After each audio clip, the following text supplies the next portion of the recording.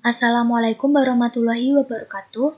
Perkenalkan, saya Yuni Sandra, NPM 20103031109 dari Pendidikan IPA kelas 3. Pada kesempatan kali ini, saya akan menyampaikan tentang LKPD atau Lembar Kerja Peserta Didik yang berbasis model pembelajaran inquiry. Model pembelajaran inquiry merupakan model pembelajaran yang menekankan pada proses berpikir kritis dan analitis untuk mencari dan menemukan sendiri jawaban dari suatu masalah yang dipertanyakan. Menurut Atabani, pembelajaran inquiry memiliki beberapa ciri, yaitu yang pertama, pembelajaran inquiry menekankan kepada siswa secara maksimal untuk mencari dan menemukan.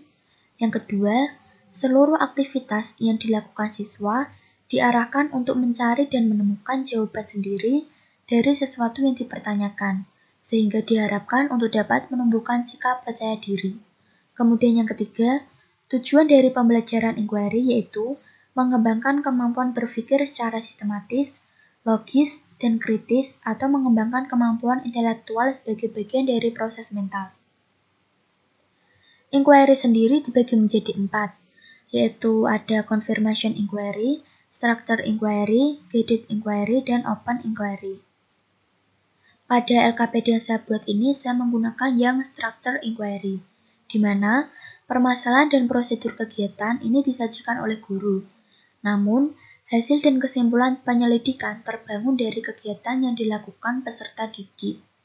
Pada hal ini, peserta didik menyimpulkan kegiatan penyelidikan berdasarkan data yang dikumpulkan dan diperoleh.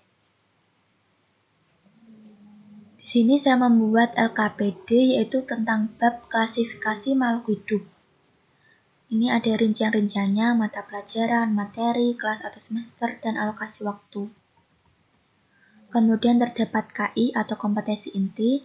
Untuk pelajaran IPA, KI-nya sama semua, yaitu di KI 3 titik dan 4 titik. Kemudian untuk KD, ini saya dapat KD yang 3.2 dan 4.2, yaitu tentang mengklasifikasikan makhluk hidup dan benda berdasarkan karakteristik yang diamati, lalu menyajikan hasil pengklasifikasian makhluk hidup dan benda di lingkungan sekitar berdasarkan karakteristik yang diamati.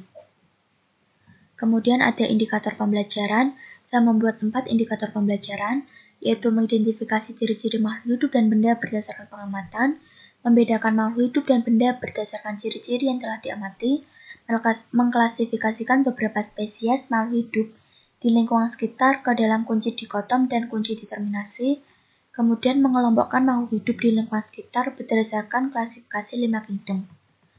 Lalu ada tujuan pembelajaran yang disesuaikan dengan indikator pembelajaran. Kemudian ada aktivitas atau lembar kerja siswa. Dalam LKPD ini saya membuat 3 lembar kerja. Yang pertama yaitu mengenai ciri-ciri makhluk hidup. Untuk strukturnya ada permasalahan. Di sini saya tampilkan gambar, lalu ada permasalahannya juga. Kemudian ada rumusan masalah. Lalu ada hipotesis yang nantinya dijawab oleh siswa sendiri. Kemudian ada pengambilan data, alat dan bahan, prosedur, dan tabel data pengamatan. Ini berfungsi untuk membimbing siswa dalam mencari dan menemukan jawaban yang dipertanyakan. Lalu ada pertanyaan atau latihan soal yang berfungsi sebagai evaluasi untuk siswa. Latihan soal atau pertanyaan yang diberikan kepada siswa ini untuk mengetes sejauh mana siswa memahami materi yang dipelajari. Kemudian di lembar kerja 2 yaitu mengenai klasifikasi makhluk hidup berdasarkan kunci dikotom dan determinasi.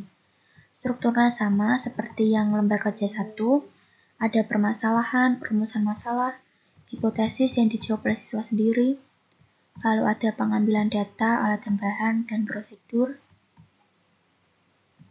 Kemudian ada pertanyaan yang berfungsi untuk mengetes sejauh mana siswa memahami materi dipelajari, atau sebagai evaluasi untuk siswa. Kemudian lembar kerja 3 yaitu mengenai klasifikasi makhluk hidup berdasarkan sistem klasifikasi 5 kingdom. Ada permasalahan, rumusan masalah, hipotesis yang harus dijawab oleh siswa, pengambilan data, ada alat dan bahan, prosedur.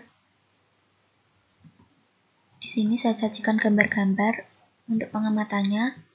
kemudian ada tabel data pengamatan, dan terakhir ada pertanyaan yang dikerjakan oleh siswa sebagai evaluasi.